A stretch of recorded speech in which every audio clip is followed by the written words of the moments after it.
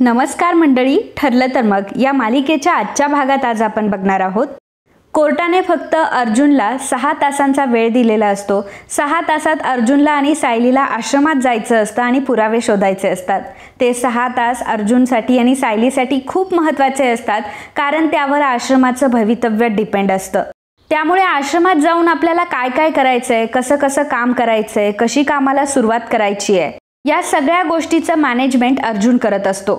सोबतच आश्रमातल्या कुठल्या खोलीमध्ये आपल्याला किती टाइम द्यायचा आहे इथपासून अर्जुनचं नियोजन सुरू असतं.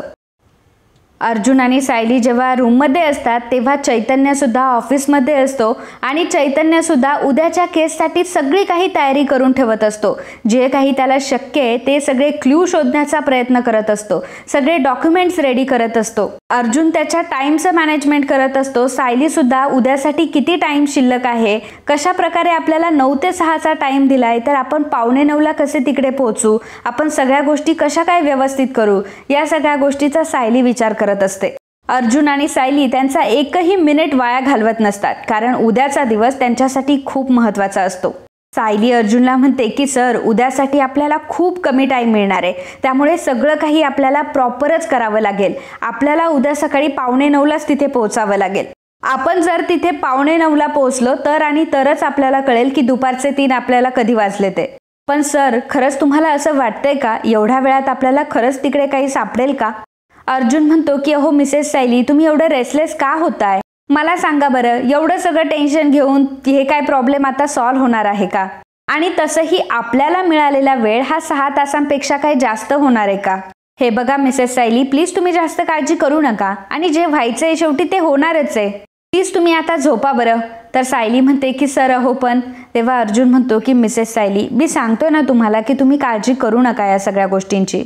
हे बघा प्लीज तुम्ही टेन्शन घेऊ नका आणि मला देखील तुम्ही माझं काम करू द्यात. अहो मी उद्यासाठीच प्रिपरेशन करतोय. सायली तरीसुद्धा रेसलेस दिसत असते. मग अर्जुन सायलीला फक्त एक प्रश्न विचारतो की मिसेस सायली, तुमचा माझ्यावर विश्वास आहे ना? मग सायली लगेचच बिनधास्त होते आणि अर्जुनला म्हणते की हो सर, माझ्यापेक्षाही जास्त विश्वास आहे माझा तुमच्यावर. अर्जुन म्हणतो की झालं तर मग, तुम्ही कशाला टेन्शन घेताय, झोपा बरं आता. सगळ्या गोष्टी तुम्ही माझ्यावर सोपवून द्या, आता तुम्ही झोपा. आता सायली झोपण्याचा प्रयत्न करत असते तर अर्जुनही त्याचं काम करत असतो.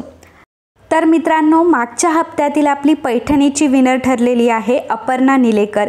सर्वात प्रथम तुमचं खूप खूप अभिनंदन. अपर्णा, तुमच्यासाठी महत्त्वाची सूचना अशी आहे की कमेंट बॉक्समध्ये जो फॉर्म दिलेला आहे तो फॉर्म लवकरात लवकर तुम्ही भरा आणि आमच्याशी संपर्क करा. तुम्ही पाठवलेल्या ॲड्रेसवर तुम्हाला तुमची पैठणी मिळेल. तर मित्रांनो, या हप्त्यातील आपली भेट असणार आहे आकर्षक साडी. तर लगेचच आपला व्हिडिओ हा शेवटपर्यंत बघा, व्हिडिओला कमेंट करा आणि व्हिडिओला लाईक देखील करा. आणि सोबतच तुम्ही जी कमेंट कराल त्या कमेंटच्या शेवटी तुमचा आवडीचा रंग लिहा. तुम्ही जर हा व्हिडिओ शेवटपर्यंत बघितला असेल, व्हिडिओला लाईक केलेलं असेल, चॅनलला सबस्क्राईब केलेलं असेल आणि तुमच्या आवडीचा रंग कमेंटमध्ये लिहिलेला असेल तर आणि तरच तुम्हाला पुढची साडी भेटू शकते. त्यामुळे वाट कसली बघताय, लगेचच कामाला लागा. धन्यवाद. तिच्या रूममध्ये असते. प्रतिमा तिचे कपडे कपाटामध्ये ठेवत असते आणि त्यावेळी तिला सायलीची आठवण होत असते. जेव्हा प्रतिमा पहिल्यांदा सुभेदारांच्या घरी गेली होती तेव्हा तिच्या बॅगमधले सगळे कपडे सायलीने तिच्या स्वतःच्या हाताने कपाटात ठेवले होते. सगळ्या कपड्यांच्या घड्या घालून तिने ठेवल्या होत्या. सोबतच रविराज काकांनी जे काही ज्वेलरीचे बॉक्स दिले होते ती सुद्धा ज्वेलरी प्रतिमा त्याची अगदी व्यवस्थित कपाटात लावून ठेवली होती. सायली किती आपलं सगळं काही मनोभावे करायची, मला कधी उठूही द्यायची नाही, सगळं काही माझ्या हातात आणून द्यायची. या सगळ्या गोष्टी प्रतिमाला खूप आठवत असतात आणि प्रतिमा सायलीच्या आठवणीमध्येच हरवून गेलेली असते. त्याचवेळी तिथे प्रिया येते. प्रिया म्हणते की आई चल, आता तुला गोळ्या घ्यायच्या आहे ना, बघितलं ना तुला गोळ्या घ्यायच्या, ही गोष्ट माझ्या लक्षात आहे की नाही, चल बरं पटकन गोळ्या घेऊन घे. तर प्रतिमा सायलीच्याच विचारांमध्ये असते. त्यामुळे प्रतिमाला असं वाटतं की सायलीच तिच्यासोबत बोलली आहे. मग प्रतिमा मागे वळून बघते आणि म्हणते की सायली, तर बघते तर काय की मागे प्रिया उभी असते. प्रिया म्हणते की सायली नाही तन्वी, अगं तू माझ्याकडे लक्ष देत नव्हतीस ना, म्हणून तुझ्या लाडक्या सायलीसारखी हाक मारली मी. बरं चला, आता गोळी घेण्याची वेळ झाली आहे ना, चल ही घे बरं गोळी. प्रिया आता प्रतिमाला गोळी देते. प्रतिमा पटकन गोळी घेऊन टाकते. प्रिया म्हणते की रोज पाहिलं तर मला सायलीच्या आणि प्रतिमाचा बॉन्डचा खूप राग येतो. मला खूप राग येतो जेव्हा त्या दोघीजणी जवळ येतात. परंतु आता हीच वेळ आहे त्यांच्या बॉन्डिंगचा मला फायदा करून घेण्याची. समजा जर उद्या प्रतिमा सुभेदारांच्या घरात तडमडली आणि मग सायलीसोबत बोलायला लागली तर सायली काय लवकर आता पुरावे शोधायला जाणार नाही. निदान तिचा वेळ तरी कमी होईल. प्रतिमाने आता गोळ्या घेतलेल्या असतात. मग प्रिया प्रतिमाला म्हणते की अगं आई, मी तुझं मन ओळखते ग. मला माहिती आहे तुला सायलीची आठवण येते ना. प्रतिमा म्हणते की हो. मग प्रिया म्हणते की आई, हे बघ शेवटी तू माझी आई आहेस आणि तुला काय चांगलं वाटतं हे माझं ओळखणं कर्तव्य आहे. त्यामुळे मी आता उद्या तुला पूर्णा आजीकडे घेऊन जाते. म्हणजे कसं, तिकडे जर तू गेली तर तुला छान प्रकारे सायलीला भेटता येईल, तिच्याशी मनमोकळेपणाने गप्पा मारता येतील. आणि उद्या सकाळी तू शार्प 8 वाजता तयार राहा. आपण मस्तपैकी उद्या सुभेदारांच्या घरी जातोय. मग तू निवांत तिथे वेळ घालव, सगळ्यांशी गप्पा मार, सगळ्यांशी बोल आणि मेन म्हणजे सायलीला भेट. काय मग, चालेल ना तुला? प्रतिमासाठी तर ही गुड न्यूज असते. आणि प्रतिमा आनंदाने मान डोलावते आणि म्हणते की हो हो मला चालेल. प्रिया मनातच म्हणत असते की बघ सायली, आता तुझ्यासाठी काय महत्त्वाचं आहे, मधुभाऊ, तो आश्रम की तुझी आई? सकाळ झालेली असते. ज्या दिवसाची भीती वाटत असते तो दिवस उजाडलेला असतो. सगळ्या काही गोष्टी पटपट होत असतात. घरामध्ये सर्वजण पटपट आवरत असतात. त्याचं कारण असं असतं की सायली आणि अर्जुनला 8:45 वाजता आश्रमात पोहोचायचं असतं. कुठल्याही प्रकारचा त्यांना उशीर होऊ नये त्यामुळे प्रत्येकजण त्यांच्या त्यांच्या परीने कामं आवरत असतात. सर्वजण जेव्हा नाश्त्याला बसलेले असतात तेव्हा कल्पना म्हणते की अर्जुन, चल तू पटकन नाश्ता करून घे. मग सायली म्हणते की आई, माझ्या घशाखाली तर घास नाही उतरणार, आम्ही आता निघतो. पूर्णा आजी म्हणते की नाही सायली, असं अजिबात चालणार नाही. पहिल्यांदा तब्येत सांभाळायची, तब्येत सगळ्यात पहिल्यांदा महत्त्वाची आहे. चल बरं, तू खाली बस आणि नाश्ता करून घे. आणि मला माहिती आहे की आज तुमच्यासाठी खूप महत्त्वाचा दिवस आहे. देव करो आणि आश्रमात तुम्हाला काहीतरी पुरावा मिळो बस. अर्जुन म्हणतो की पूर्णा आजी, तू जसं म्हणते तसंच सगळं काही हो. आता तेवढ्यातच प्रिया पूर्णा आजी अशी हाक मारते. जेव्हा सर्वजण प्रियाकडे बघतात तेव्हा सर्वजण खूप खुश होतात, कारण प्रियासोबत प्रतिमा सुद्धा तिथे आलेली असते.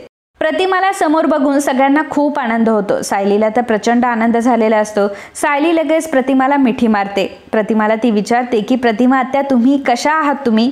प्रतिमा म्हणते की हो, मी छान आहे. आणि तू बरी आहेस का? सायली म्हणते की हो, मी देखील बरी आहे. अस्मिता म्हणते की प्रतिमा आत्या, मी म्हटलं होतं ना तू इथे येणार म्हणून, आणि बघ बरं, उगाचच तू निघताना रडारड झाली. परंतु अर्जुन विचार करत असतो की सायलीला आणि मला आश्रमात जाण्याच्या आधीच ही प्रिया इथे प्रतिमा आत्याला घेऊन कशी काय आली. प्रिया सर्वांना सांगते की काय झालं ना, आई तुम्हा सगळ्यांना खूप मिस करत होती. त्यामुळे मीच आईला प्रॉमिस केलं होतं मी तिला इथे घेऊन येईल. मग सगळ्यांना कसं वाटलं सरप्राईज? तेव्हा पूर्णा आजी म्हणते की छान वाटलं सरप्राईज. मग अगं तू ये बस. मग सायली आता प्रतिमा आत्याला बसायला सांगते. प्रिया म्हणते की आई, आता तू अजिबातच काळजी करू नको, आपल्याकडे भरपूर वेळ आहे. आता रात्रीपर्यंत तू सायलीसोबतच गप्पा मारत बस. सायलीला खूप वाईट वाटतं की प्रतिमा आत्या इतक्या प्रेमाने मला भेटायला आल्या आणि मलाच आता आश्रमात जावं लागतंय. काय करू मी आता? तर अर्जुनला लगेचच क्लिक होतं की ह्या प्रियाचा प्लॅन आहे आणि हे प्रियाने मुद्दाम केलंय म्हणून. कल्पना म्हणते की अगं तन्वी, जर तुम्हाला दोघींना यायचं होतं तर फोन करून यायचं होतं ना. प्रिया म्हणते की अगं कल्पना मामी, असं का म्हणते तू फोन करून यायचं होतं म्हणून? हे आमचंच तर घर आहे ना. अश्विन म्हणतो की हो, पण सायली वहिनी आता घरी नसणार आहे ना, कारण दादा आणि वहिनी ते लवकरच निघणार आहे. तुमच्या केसच्या संदर्भात त्यांना आश्रमात जायचंय. आणि काय ग तन्वी, तू सुद्धा त्याच आश्रमात राहायची ना, मग आजचा दिवस किती महत्त्वाचा आहे हे तुलाही माहीत असेल. प्रिया म्हणते की हो, पण शेवटी आश्रमात जाऊन तरी काय मिळणार आहे, तसाही या दोघांचा वेळ वायाच जाणार आहे. प्रियाचं पुन्हा एकदा सुरू होतं. त्यामुळे आता पूर्णाजीला प्रियाचा राग येत असतो आणि मग विषय बदलण्यासाठी पूर्णाजी प्रतिमाला विचारते की प्रतिमा, तुला त्या घरात करमतंय ना ग? प्रिया म्हणते की नाही ना ग पूर्णाजी, तिथे नुसती सायली सायली सायली सायलीच करत असते ती. सायली, बघ माझी आई तुला भेटायला आली आहे. सारखं सायली सायली जप करत असते आमच्या घरी. ती तिकडे आली आहे खरी, परंतु तिचं मन अजिबात लागत नाही. तुझंच नावाचा जप करत असते, तुझ्याबद्दलच बोलत असते, तुझाच विचार करत असते. आता सायली, तू माझ्या आईसोबत दिवसभर वेळ घालव हा. अर्जुन म्हणतो की परंतु आज तिच्याकडे टाईम नाही आहे, आम्हाला आश्रमात जायचंय. प्रिया म्हणते की हो, पण मला वाटलं होतं की सायलीसाठी तिच्या प्रतिमा आत्याशिवाय काहीच महत्त्वाचं नाहीये. हो ना ग सायली. तेव्हा कल्पना म्हणते, हे बघ सायली, तू काय ठरवलंयस? म्हणजे आश्रमात जाणं सुद्धा तितकंच महत्त्वाचं आहे. जर तुला आश्रमात जायचं असेल तर तू जाऊ शकते आणि जर तुला घरी थांबायचं असेल तर तू तेही करू शकते. निर्णय तुझा आहे, तुला जे वाटेल ते कर. सर्वजण आता सायलीकडे बघू लागतात. सायली काय विचार करते, सायली काय बोलते यावर सगळ्यांचं लक्ष असतं. तर प्रियाला असं वाटत असतं की आता मी सायलीला बरोबर अडकवलंय. सायली काय आता आश्रमात जाऊ शकत नाही. सायली आता बसेल प्रतिमासोबत गप्पा मारत आणि मग तिकडे अर्जुनला तिकडे आश्रमात काही कळणार नाही, अर्जुनला तिकडे आश्रमात काही गोष्टी सापडणार नाही आणि मग त्यांचा वेळही निघून जाईल आणि प्रियाला हेच तर हवं असतं. परंतु प्रतिमाला समजतं, शेवटी प्रतिमाला सायलीची काळजी असते आणि मग प्रतिमा सायलीला म्हणते की सायली, मला माहिती आहे तुझं खूप महत्त्वाचं काहीतरी काम आहे आणि तशी तू असं नाही करणार. त्यामुळे तू एक काम कर, तू तुझं महत्त्वाचं काम कर, मी परत येईल ना कधीतरी. प्रतिमाचा हा समजूतदारपणा बघून सर्वजण आता प्रतिमाकडे बघू लागतात. प्रियाला मात्र खूप राग येत असतो. एवढं कष्ट करून तिने प्रतिमाला इथे आणलेलं असतं, त्याचा काहीच उपयोग होणार नसतो. सायली प्रतिमाला पुन्हा विचारते की प्रतिमा आत्या, खरंच मी जाऊ? प्रतिमा आत्या, अहो आज थांबणं मला खरंच शक्य नाहीये, प्लीज तुम्ही आजच्या दिवस मला समजून घ्याल ना. तेव्हा प्रतिमा आता कुठलंही न रागवता न चिडता सायलीला म्हणते की हो तू जा आता. सायलीला खूप आनंद होतो. प्रिया मनात विचार करत असते ह्या दोघींना काय एकमेकींना समजून घेण्याचा अवॉर्ड मिळणार आहे का? मी इतका स्मार्ट प्लॅन केला होता तरी सुद्धा ह्या प्रतिमाला नको तिथे समजूतदारपणा दाखवायची काय गरज होती, मी म्हणते. सायली प्रतिमाला म्हणते की बघा प्रतिमात्या, आजच्या इतक्या महत्त्वाच्या दिवशी मला तुमचा आशीर्वाद मिळणार होता. खरं तर देवानेच तुम्हाला माझ्यासाठी इथं आणलंय. आणि मग अर्जुन आणि सायली दोघंही प्रतिमात्यांचा आशीर्वाद घेतात. त्यानंतर दोघंही पूर्णा आजीचा देखील आशीर्वाद घेतात. कल्पना म्हणते की चला आता आपण दिवसभर गप्पा मारूयात. सायली आणि अर्जुन तिथून निघालेले असतात तर प्रियाचा मात्र चांगलाच मूड ऑफ झालेला असतो.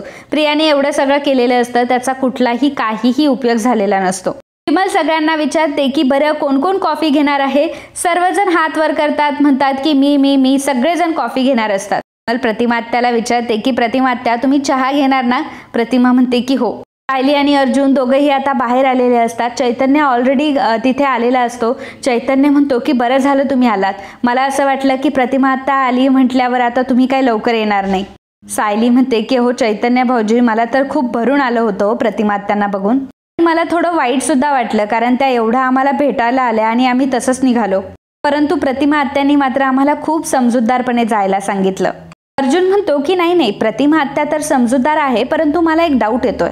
सायली म्हणते की प्रतिमा आत्यांबद्दल? अर्जुन म्हणतो की नाही हो, प्रतिमा आत्याच्या मुलीबद्दल बोलतोय मी.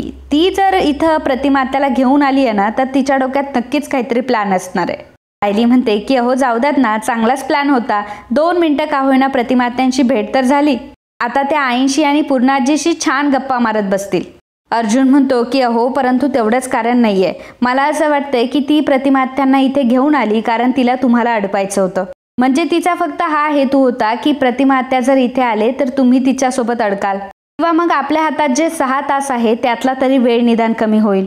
मला माहिती आहे की ती मुद्दामच प्रतिमा आत्याला इथे घेऊन आली आहे, तेही तुम्हाला इमोशनली अडकवण्यासाठी. चैतन्याला समजतं की हो अर्जुन बरोबर बोलतोय. तेव्हा मग सायली अर्जुनला म्हणते की मला एक कळत नाही, तुम्हाला साध्या साध्या गोष्टींमध्ये का बरं संशय येतो बरं? आणि मी तुम्हाला सांगितलं होतं ना तुमचं हे वकिली डोकं तुम्ही कोर्टात वापरत जा म्हणून. चैतन्य भाऊजी अहो हे नेहमी असं करतात. तेव्हा अर्जुन म्हणतो की मिसेस सायली प्लीज तुम्ही माझं ऐकून तरी घ्याल का? चैतन्य आता दोघांनाही म्हणतो की आता तुम्ही दोघं जण इथं भांडत बसणार आहात का? आपल्याला ऑलरेडी किती उशीर झाला बरं. चला बरं आपण निघूयात आता. मग चैतन्य, अर्जुन आणि सायली तिघेही तिथून निघतात.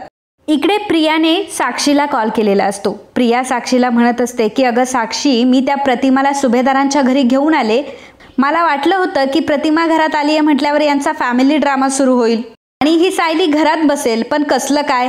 आणि मग ती प्रतिमा स्वतःच म्हणाली सायलीला की तू जा म्हणून. साक्षी म्हणते की काय, याचा अर्थ सायली आणि अर्जुन आश्रमात पण गेले? प्रिया म्हणते की हो. साक्षी प्रियावर खूप चिडते, प्रियाला ओरडत असते. प्रियाला ती म्हणत असते की प्रिया तुला एक काम धड करता येत नाही का ग? गोष्ट लक्षात ठेवा प्रिया, जर सायलीला आणि अर्जुनला त्या आश्रमामध्ये काही प्रूफ सापडले तर मात्र तू तुझी लॅविश लाईफस्टाईल विसरायची. आणि उद्या जर तुझ्या या मूर्खपणामुळे मला जर जेलमध्ये जावं लागलं ना तर मी जेलमध्ये जाईल, परंतु तुझं मात्र बाहेरचं आयुष्य मी बर्बाद करून जाईल. प्रिया तिला म्हणते की अगं मी एकटी सगळं कसं काय बघू? आणि असं म्हणून साक्षी आता प्रियाचं काही ऐकून घेत नाही आणि कॉल कट करून टाकते. प्रिया मागे म्हणत असते की सगळ्या जबाबदाऱ्या हे लोक मलाच देतात. सगळ्या जबाबदाऱ्या घेऊन सुद्धा जर काही झालं तर शिक्षा सुद्धा मीच भोगायची. अगं प्रिया, तू कुठे अडकली आहेस या सगळ्यांमध्ये? सायली आणि अर्जुन दोघंही आता आश्रमामध्ये आलेले असतात. आश्रमाकडे बघून सायली आता खूप भावूक झालेली असते. आश्रमाकडे बघून तिला तिचे जुने दिवस आठवायला लागतात. आश्रमाच्या अंगणात कशा प्रकारे सायली मुलांना नळीनेच आंघोळ घालायची. सगळ्या मुलांना नळीनेच आंघोळ घालून सर्व मुलं किती मज्जा करायचे, त्यांना किती मज्जा यायची. इन्स्पेक्टर हवालदारांना सांगतात की हवालदार, दरवाजा उघडून द्या आश्रमाचा. मग सायली, अर्जुन, चैतन्य आता हळूहळू आश्रमात जात असतात. तेव्हा मात्र सायलीला तिचं सगळं बालपण तिच्या नजरेखालून नकळत जात असतं. आश्रमातील प्रत्येक गोष्ट बघून सायलीला त्या वस्तूसोबत तिचं काहीतरी नातं आहे ह्या गोष्टी आठवत असतात. आश्रमाचं अंगण असेल, गेट असेल, आश्रमातील झाडं, आश्रमातील प्रत्येक वस्तूशी सायलीचं वेगळंच नातं असतं आणि त्या सगळ्या गोष्टी सायलीला आठवत असतात. कशा प्रकारे आश्रमाच्या अंगणामध्ये मुलांची सारखी बडबड चालू असायची, सारखी मुलं इकडून तिकडे पळायची आणि मग त्या मुलांमध्ये सायली सुद्धा रमून जायची, त्यांच्या मागे फिरायची, त्यांच्यासोबत मस्ती करायची. तर त्या दिवशी मधुभाऊ सुद्धा सायलीला बोलले होते की अगं सायली, तू ह्या मुलांमध्ये रमत बसली आहेस, तुला तर मंदिरात जायचं होतं ना. तेव्हा सायली म्हणते की बघा ना मधुभाऊ, हे मुलं मला जाऊनच देत नाही आणि तुम्ही सुद्धा या सगळ्यांना इतकं लाडावून ठेवलंय ना की माझं काही ऐकतच नाही, फार हट्टीपणा करतात. मग मधुभाऊ सुद्धा आता म्हणतात की अच्छा, म्हणजे मी लाडावून ठेवलंय तर मुलांना. आणि मग मधुभाऊ मुलांनाच प्रश्न विचारतात की मला सांगा मुलांनो, या घरामध्ये सगळ्यात जास्त तुमचं लाड कोण करतं? तेव्हा सर्व मुलं एका आवाजात, एका सुरात सायलीचं नाव घेतात की सायली ताई. असं म्हटल्यावर सायली तोंडावर पडते आणि तिचं तोंड आता लपवत असते मधुभाऊंपासून. कारण ती मधुभाऊंना म्हणत असते की मधुभाऊ, तुम्ही मुलांचे लाड करता म्हणून. कारण ती गोष्ट खरंच खरी असते. सायली मुलांचे खूप लाड करायची. मुलांसोबत घालवलेले ते क्षण तिला आठवत असतात जेव्हा ती आश्रमात जात असते. हवालदार आता आश्रमाचा दरवाजा उघडतात. सायली, अर्जुन, चैतन्य आता दरवाजामध्ये उभे असतात. अर्जुन आता आश्रमामध्ये जातो, परंतु सायली मात्र मागेच उभी राहून घेते आणि मग अर्जुनचं सायलीकडे लक्ष जातं. तो सायलीकडे बघू लागतो.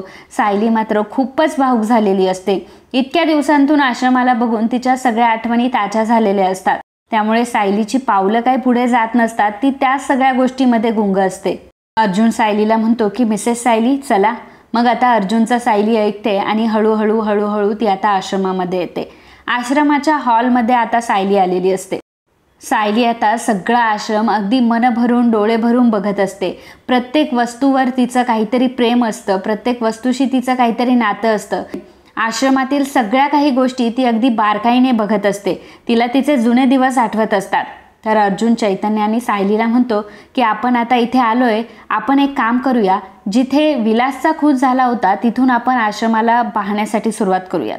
कोणतीही साधी वस्तू जरी असली आणि ती जर आपल्याला वेगळ्या ठिकाणी आढळली तर लगेचच आपण तिला टार्गेट करूयात. आज आपल्याला या आश्रमाचा 1 इंच सुद्धा चेक केल्याशिवाय सोडायचा नाहीये. हवालदार तेवढ्यात तिथे येतात आणि चैतन्याच्या हातामध्ये एव्हिडन्स बॉक्स देतात. जे काही त्यांना आश्रमात पुरावे सापडतील, ज्या वस्तू सापडतील, ते पुरावे ठेवण्यासाठी हवालदारांनी आता एक डब्बा आणून चैतन्याच्या हातात दिलेला असतो. मग त्यानंतर हवालदार तिथून निघून जातात. अर्जुन सायलीला सांगतो की आता आपल्याला आश्रमात ज्या ज्या काही गोष्टी सापडतील त्या सगळ्या गोष्टी आपल्याला या बॉक्समध्ये आणून ठेवायच्या. मग आता अर्जुन दोघांनाही ग्लव्ज देतो आणि सांगतो की येथील कुठल्याही वस्तूला ग्लव्ज न घातल्याशिवाय कुठल्याही गोष्टीला तुम्ही हात लावू नका. नाहीतर त्या वस्तूवरचे फिंगरप्रिंट हे पुसले जातील, नाहीतर आपले स्वतःचे फिंगरप्रिंट त्या वस्तूवर येतील. त्यामुळे आता प्रत्येक गोष्ट तुम्हाला फार बारकाईने हाताळायची आहे. ग्लव्ज घातल्याशिवाय तुम्ही कुठल्याही गोष्टीला हात लावू नका. अर्जुन सायली आणि चैतन्याला सर्व काही इन्स्ट्रक्शन देत असतो.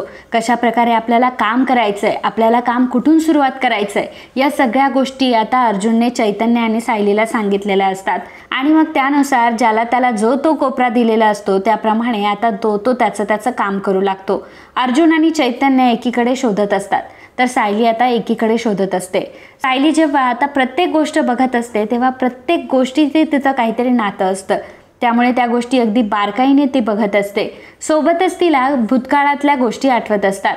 जेव्हा ती आश्रमातील हॉलच्या बेडला हात लावते तेव्हा तिला आठवतं की इथं मुलं झोपायची, इथं सोन्या झोपायचा.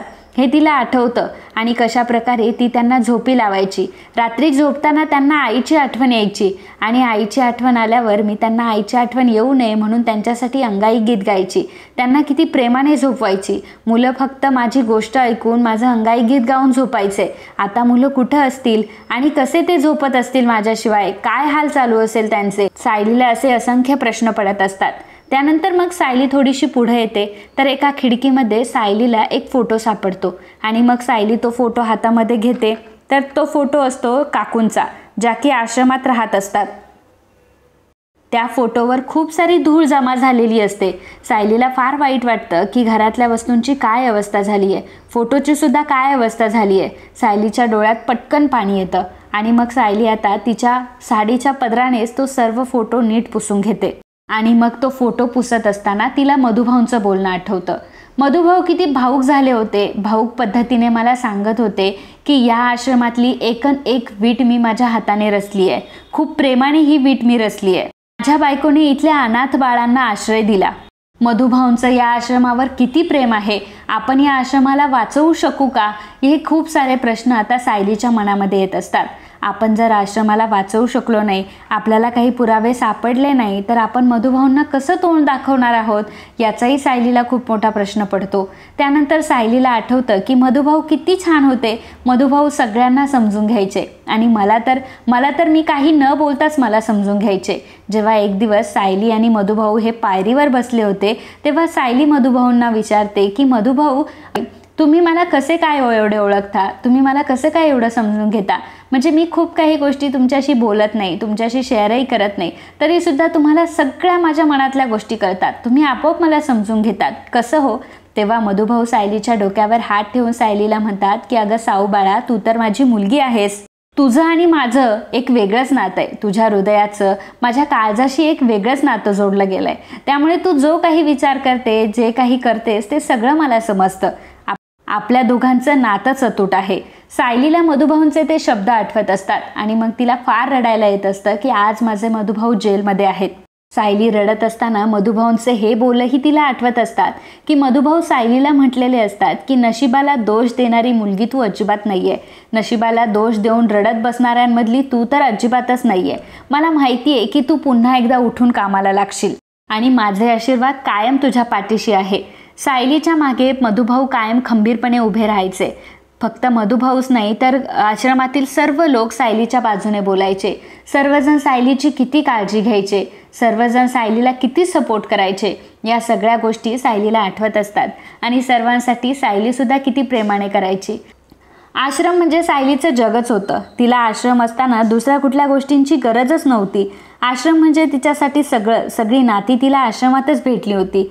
लहानपणापासून ती अनाथ आहे असंच तिला वाटत आलेलं आणि आश्रमात येऊन तिला तिची नाती नव्याने भेटली होती. तिचे आई वडील कोणी झालं होतं, तिचे भाऊ बहीण कोणी झालं होतं, तिचे काका काकू सगळं काही तिला आश्रमातच भेटलं होतं. आणि आता त्या आश्रमावर ही वेळ आलेली असते, आश्रमात आता कोणीच राहत नसतं. या गोष्टीचं सायलीला फार वाईट वाटत असतं.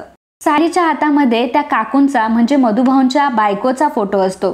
सायली त्या फोटोकडे बघून म्हणत असते की आपली फारशी भेट झाली नाही, परंतु मी मधुभाऊंकडून मात्र तुमच्याबद्दल खूप ऐकलंय. मधुभाऊ तुमच्याबद्दल खूप बोलायचंय. आणि मधुभाऊ सांगतात की मला माहिती आहे माझ्यासारख्या निराधार मुलांसाठी तुम्हीच तर आश्रमाचे दारं उघडली. निराधार मुलांनी हसत खेळत वाढावं हेच तर तुमचं स्वप्न होतं ना. तुमचं आज ते स्वप्न वाचवण्यासाठी मला तुमच्या आशीर्वादांची गरज आहे. प्लीज मला आशीर्वाद द्या, तर आणि तरच मी तुमचं हे स्वप्न वाचवू शकेल. सायलीला खूप वाईट वाटत असतं. मधुभाऊंच्या बायकोशी बोलून तिला थोडंसं बळ मिळालेलं असतं. मधुभाऊंच्या बायकोचे आशीर्वाद तिला लाभलेले असतात ते फोटोच्या रूपाने. आता सायली पेटून उठते तर दुसरीकडे अर्जुन आणि चैतन्यसुद्धा शोधाशोध करत असतात. ते त्यांचं काम करत असतात. दोघंही जोमाने काम करत असतात. आता सायलीसुद्धा जोमाने काम करणार असते. तर मित्रांनो, आजचा हा भाग इथे संपतो. पुढील भागात आपल्याला बघायला मिळणार आहे सायली, अर्जुन, चैतन्य तिघेही आता शोधाशोध करत असतात. कोण कुठे तर कोण कुठे, सगळीकडे प्रत्येक क्षण ते आता शोधत असतात आणि कुठलाही वेळ वाया न घालवता मेहनत करत असतात, शोधाशोध करत असतात. त्याच वेळी सायलीच्या हाताला एक कार्ड लागतं. खरं तर खूपच आतमध्ये ते गुंतलेलं असतं आणि मग ते कार्ड आता सायली शोधून काढते आणि त्यावर खूप धूळही जमा झालेली असते. मग सायली अर्जुन आणि चैतन्याला आवाज देते की हे बघा मला काय सापडलं. मग अर्जुन ते कार्ड बघतो तर त्यावर लिहिलेलं असतं प्रीतीज बुटीक. मग चैतन्य म्हणतो की आश्रमात तर एवढे महागडे कपडे कोणीच घालत नाही, हे तर मोठे आणि खूप एक्सपेन्सिव्ह आउटफिटचं दुकान आहे आणि मला माहिती आहे की साक्षी खूप एक्सपेन्सिव्ह असे आउटफिट घालते आणि असे आउटफिट तर फक्त तीच अफोर्ड करू शकते. तसंही आश्रमात हे कोणीच करू शकत नाही आणि तसंही आपण साक्षी इथे असल्याचे पुरावे शोधतोय ना, मग कशावरनं हे कार्ड साक्षीचं नसेल. चैतन्य जेव्हा असं बोलतो तेव्हा सायली आणि अर्जुनलाही समजतं की हो चैतन्य खरं बोलतोय, असं असू शकतं, हे कार्ड साक्षीचंच असू शकतं. कारण आश्रमात तर कोणाकडे एवढे पैसे नव्हते की एवढ्या किमतीचे कपडे कोणी अफोर्ड करू शकतं. तर ही साक्षीच करू शकते. कदाचित हे कार्ड साक्षीचंच असेल. आणि दुसरी शक्यता मला वाटते की असं असू शकतं की हे कार्ड प्रियाचं सुद्धा असू शकतं. कारण साक्षीने मैपतने यांना प्रियाला खूप सारे पैसे दिलेले असतात आणि त्यातून प्रियाने खूप शॉपिंगही केली होती. मग त्याचंच हे कार्ड पडलेलं असेल का, ही सुद्धा शंका टाळता येत नाही. मित्रांनो, तुम्हाला काय वाटतं की हे कार्ड कोणाचं असेल, प्रियाचं असेल की साक्षीचं असेल? याबद्दलचं तुमचं मत आम्हाला नक्कीच कळवा. And if you like my video please do subscribe, share and comment.